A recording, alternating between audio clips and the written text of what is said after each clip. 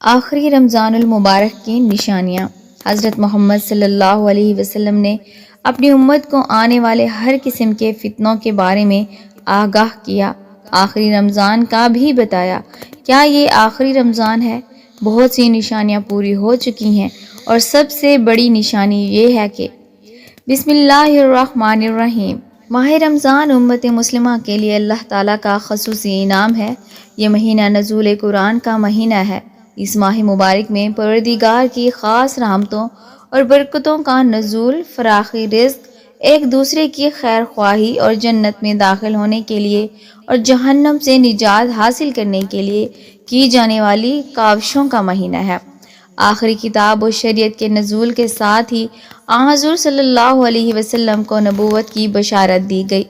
امت مسلمہ پر نازل ہونے والے اس انعام و اکرام کی خوشی اور شکرانے کے طور پر مسلمانوں پر ایک ماہ کے روزے رکھ کر اضافی عبادت کا تحفہ ملا، اور پروردگار نے ارشاد فرمایا، اے ایمان والو، تم پر اسی طرح روزے فرض کیے گئے ہیں جیسے تم سے پہلے لوگوں پر فرض کیے گئے تھے، تاکہ تم پرہیزگار بن جاؤ۔ اس آیت کریمہ سے وضاحت ہو رہی ہے کہ مسلمانوں سے پہلے بھی دیگر امتوں پر روزے فرض قرار دیے گئے تھے تاکہ وہ تقویٰ کے اعلیٰ درجات پر فائز ہو سکیں۔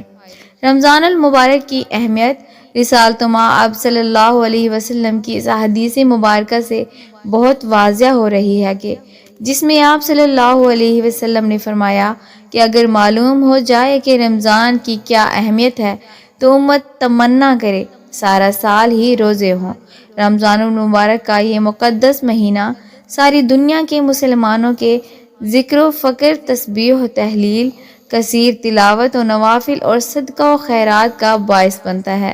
اس مہینے کو پا کر دنیا کا ہر مسلمان اپنے اپنے ایمان اور تقویٰ کے مطابق حصہ لے کر اپنے جسم و روح کے لیے تقویت کا سامان فراہم کرتا ہے۔ اسی طرح حضور اکرم صلی اللہ علیہ وسلم کی حدیث مبارکہ کہ روزہ گناہوں سے بچنے کے لیے ڈھال ہے، اس حدیث سے صاف واضح ہو رہا ہے کہ روزہ دار صرف اپنے آپ کو کھانے پینے سے ہی نہیں روکتا، بلکہ روزہ دار کو فحش گوئی، بیہودہ اعمال، لڑائی جھگڑا اور گالی گلوچ سے پرہیز کرنے سے اجتناب کرنے کا بھی حکم دیا ہے کہ اگر اس طرح کا کوئی معاملہ روزہ دار کو پیش آ جائے تو وہ مد مقابل کو صرف اتنا ہی کہہ دے کہ میں روزے سے ہوں، اور وہ ایک بہت بڑی معاشرتی برائی سے بچ سکے گا، کیونکہ ایک طرف اگر نیک اعمال کرنا باعث اجر و ثواب ہے تو دوسری طرف برائیوں سے اپنے آپ کو بچانا بھی انتہائی اہم ہے۔ جیسا کہ رسول اللہ صلی اللہ علیہ وسلم کا فرمان مبارک ہے کہ آپ نے صحابہ کرام سے دریافت فرمایا کہ کیا تم جانتے ہو کہ مفلس کون ہے؟ تو صحابہ نے عرض کی، جو شخص صاحب مال نہ ہو وہ مفلس ہے۔ آپ صلی اللہ علیہ وسلم نے فرمایا کہ میری امت کا مفلس وہ ہے کہ جو قیامت کے دن نماز، روزہ اور زکوٰۃ جیسے اعمال اپنے ساتھ لے کر آئے گا، لیکن اگر اس کے ساتھ اس نے کسی کو گالی دی ہوگی، کسی پر کوئی تہمت لگائی ہوگی، کسی کا ناحق مال کھایا ہوگا یا کسی کو ناحق قتل کیا ہوگا تو اس کی نیکیاں مظلوموں میں تقسیم کر دی جائیں گی، اور اگر اس کی تمام نیکیاں ختم ہو جائیں گی تو اس مظلوم کے گناہ اس کے نام اعمال میں ڈال دیے جائیں گے۔ اس طرح روزے کی فضیلت کے حوالے سے حضرت ابن عمر رضی اللہ عنہ سے روایت ہے کہ حضور نبی اکرم صلی اللہ علیہ وآلہ وسلم نے فرمایا، جنت سال کے آغاز ہی سے اگلے سال تک رمضان المبارک کے لیے سجا دی جاتی ہے۔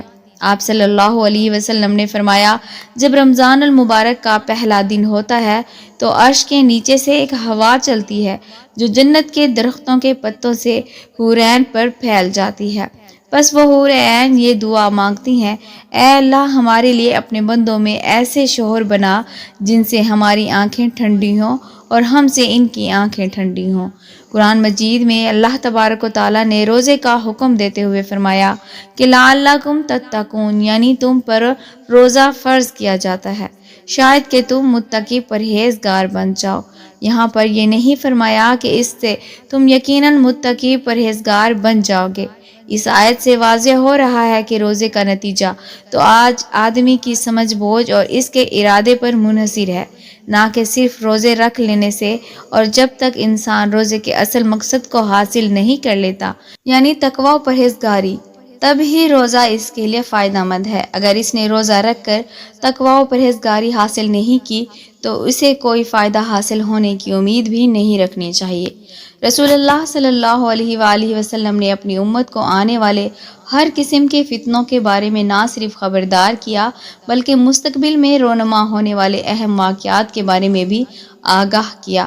خاص کر ظہور امام مہدی اور خروج دجال سے متعلق واقعات کو تفصیلاً بیان کیا ہے، یہاں تک کہ حق و باطل کے ان دونوں اماموں کے ظہور و خروج سے ماقبل کے حالات کو قدر تفصیل سے بیان کیا اور کچھ نشانیاں خصوصی طور سے بیان کی تاکہ کسی ان پڑھ جاہل مسلمان کو بھی حق و باطل کی پہچان میں کسی قسم کا شک و شبہ نہ رہے۔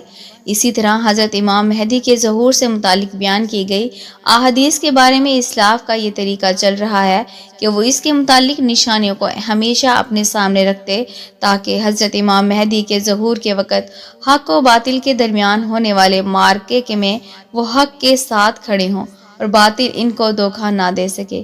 حضرت امام مہدی کے ظہور سے قبل قریب ترین نشانیوں میں سے یہ ایک نشانی رمضان المبارک میں ایک زوردار آواز سنائی دینا ہے، چاہے وہ چیخ کی صورت میں ہو یا دھماکے کی صورت میں۔ نصف رمضان کی رات یعنی 15ویں شب کو ہوگا اور وہ جمعے کی شب ہوگی۔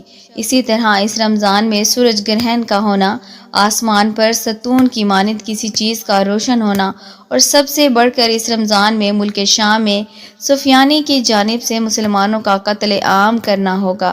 رسول اللہ صلی اللہ علیہ وسلم نے فرمایا، رمضان میں ایک زبردست آواز آئے گی۔ صحابہ کرام رضوان اللہ علیہم اجمعین نے پوچھا، یا رسول اللہ صلی اللہ علیہ وسلم، آواز رمضان کے اول میں ہوگی، درمیان میں یا پھر آخر میں؟ آپ صلی اللہ علیہ وسلم نے فرمایا، نصف رمضان میں۔ جب نصف رمضان میں جمعہ کی رات ہوگی تو آسمان سے ایک زوردار آواز آئے گی جس سے 70,000 لوگ بے ہوش ہو جائیں گے اور 70,000 اندھے ہو جائیں گے اور 70,000 بہرے ہو جائیں گے۔ ایک اور روایت کے مطابق 70,000 راستہ بھٹک جائیں گے اور 70,000 لڑکیوں کی وقارت زائل ہو جائے گی۔ صحابہ کرام رضی اللہ عنہ نے دریافت کیا، یا رسول اللہ صلی اللہ علیہ وسلم، تو آپ کی امت میں سے اس آواز سے کون محفوظ رہے گا؟ رسول اللہ صلی اللہ علیہ وسلم نے فرمایا، جو اس وقت اپنے گھروں میں رہے اور سجدوں میں گر کر پناہ مانگے اور زور زور سے تکبیریں کہے۔ پھر اس کے بعد ایک اور آواز آئے گی، پہلی آواز حضرت جبرائیل علیہ السلام کی ہوگی اور دوسری آواز شیطان کی ہوگی۔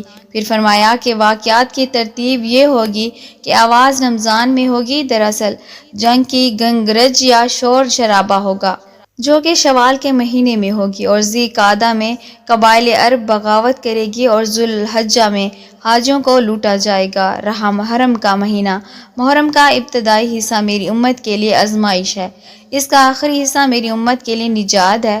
اس دن وہ سواری بما کجاوے کے جس پر سوار ہو کر مسلمان نجات پائے گا، اس کے لیے 1,00,000 سے زیادہ قیمت والے اس مکان سے بہتر ہوگی جہاں کھیل و تفریح کا سامان ہوگا۔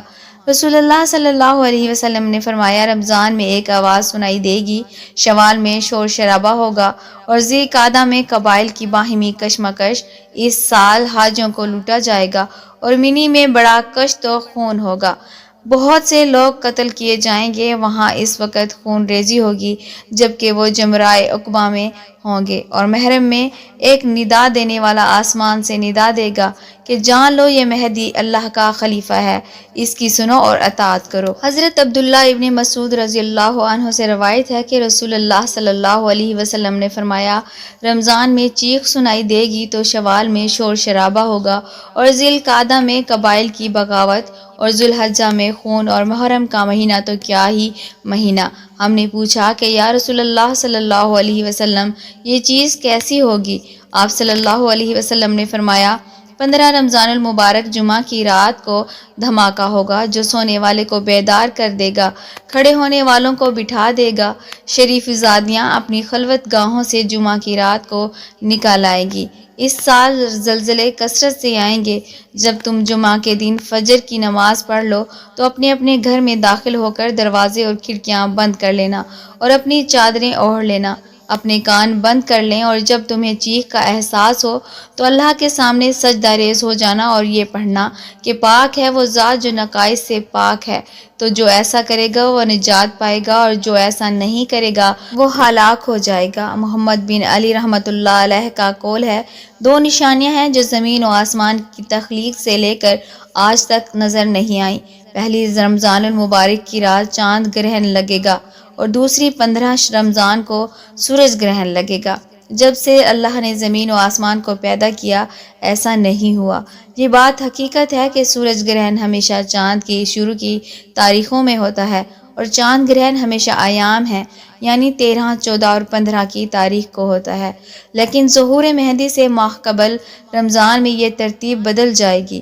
حضور اکرم صلی اللہ علیہ وسلم نے فرمایا، لوگوں قیامت سے پہلے ایک رمضان ایسا آئے گا جس میں ایک ایسی شدید آواز آئے گی اور دنیا میں کوئی نہیں جان سکے گا کہ آواز کہاں سے آئی۔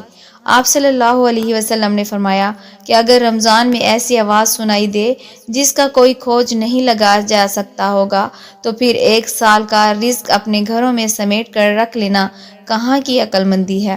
حضرت جابر رضی اللہ عنہ فرماتے ہیں کہ میں نے رسول اللہ صلی اللہ علیہ وسلم کو یہ فرماتے ہوئے سنا کہ میری امت میں ایک جماعت یوم قیامت تک سربلندی کے ساتھ حق کے لیے برسر پیکار رہے گی۔ اس سے معلوم ہوتا ہے کہ مومنین کی ایک ایسی جماعت قیامت کے دن تک زندہ رہے گی، مگر مندرجہ ذیل احادیث طیبہ میں صراحت ہے کہ قیامت سے پہلے تمام مومنین کو موت آ جائے گی اور قیامت کے دن کوئی مومن زندہ نہ ہوگا۔ حضرت علی رضی اللہ عنہ سے پوچھا گیا کہ وہ کون سا عمل ہے جسے موت کے وقت ملک اور موت انسان کی تعظیم کرتے ہیں، اس کی روح سکون سے قبض کرتے ہیں؟ تو حضرت علی رضی اللہ عنہ نے ارشاد فرمایا، اے شخص، وہ 3 عمل یہ ہیں، جو انسان یہ 3 کام کرتا ہے تو فرشتہ موت اس کی تعظیم کرتا ہے، یوں وہ اپنے ملک حقیقی سے جا ملتا ہے۔ جب حضور صلی اللہ علیہ وسلم کی وفات کا وقت قریب آیا تو آپ صلی اللہ علیہ وسلم نے فرمایا، کیا میری امت کو موت کی تکلیف برداشت کرنی پڑے گی؟ تو فرشتے نے کہا، جی ہاں، کرنی پڑے گی۔ آپ صلی اللہ علیہ وسلم کی آنکھ مبارک سے آنسو جاری ہو گئے تو اللہ تبارک و تعالیٰ نے فرمایا، اے محمد صلی اللہ علیہ وسلم، آپ کی امت اگر ہر نماز کے بعد آیت الکرسی پڑھے گی تو موت کے وقت اس کا ایک پاؤں دنیا میں ہوگا اور دوسرا جنت میں ہوگا۔ حضرت سیدنا ابو امامہ رضی اللہ عنہ فرماتے ہیں کہ رسول اللہ صلی اللہ علیہ وسلم نے فرمایا، جو شخص ہر فرض نماز کے بعد آیت الکرسی پڑھے تو اس کو جنت میں داخل ہونے سے موت کے سوا کوئی چیز نہیں روک سکتی۔ ام المومنین سیدہ عائشہ صدیقہ رضی اللہ عنہا فرماتی ہیں کہ میں نے نبی کریم صلی اللہ علیہ وسلم کو دیکھا کہ جب آپ صلی اللہ علیہ وسلم سکرات الموت میں مبتلا تھے تو آپ صلی اللہ علیہ وسلم کے پاس پانی کا پیالہ رکھا تھا جس میں پانی تھا۔ آپ صلی اللہ علیہ وسلم پیالے میں اپنا ہاتھ ڈبوتے، اپنے چہرے پر مبارک پر پھیرتے اور یوں فرماتے، اے اللہ، موت کی سختی دور کرنے کے ساتھ میری مدد فرما۔ اللہ رب العزت ہمیں بھی موت کی سختی سے محفوظ فرمائے، آمین یا رب العالمین۔ معزز ناظرین، کمنٹ باکس میں اللہ تعالیٰ کے 99 ناموں میں سے ایک نام ضرور ٹائپ کریں۔